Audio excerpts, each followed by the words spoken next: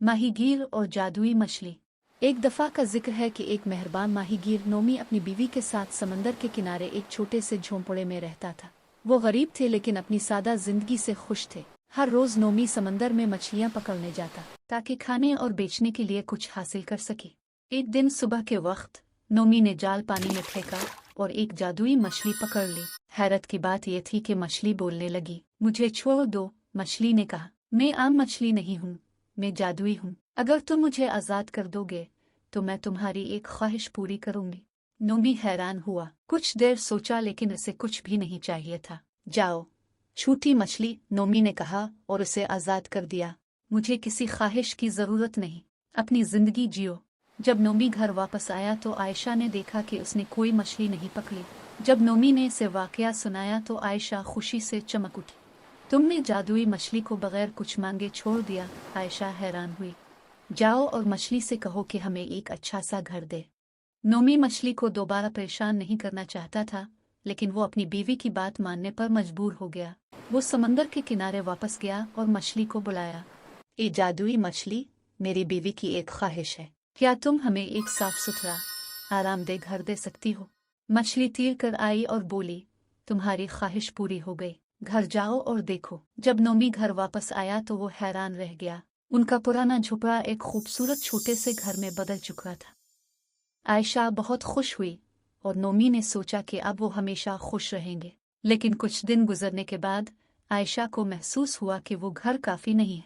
ये घर बहुत छोटा है। जाओ और मछली से कहो कि हमें एक महल दे, उसने जिद की। नोमी हिचकिचाया, लेकिन आयशा, ये घर बेहतरीन है, हमें और क्या चाहिए, बस जाओ और कहो, आयशा ने कहा। नोमी समंदर के किनारे गया। आसमान अब्र आलूद था और लहरें बड़ी थीं। ए जादुई मछली, मेरी बीवी की एक और ख्वाहिश है, वो एक अजीम अलशान महल चाहती है। मछली ने आह भरी। घर जाओ, ये हो चुका है। जब नोमी वापस आया तो उनका घर एक शानदार महल में बदल चुका था। सुनहरी दीवारें और मार्बल के फर्श।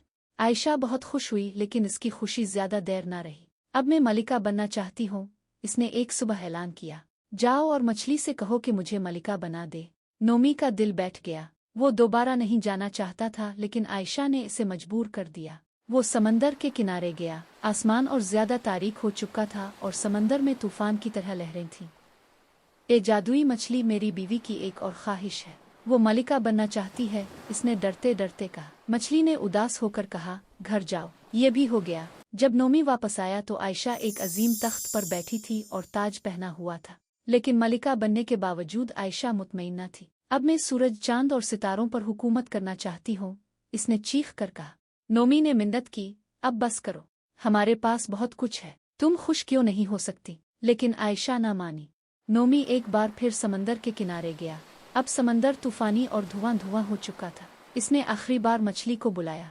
ए जादुई मछली, मेरी बीवी की आखिरी ख्वाहिश है, वो सब चीजों पर हुकूमत करना चाहती है।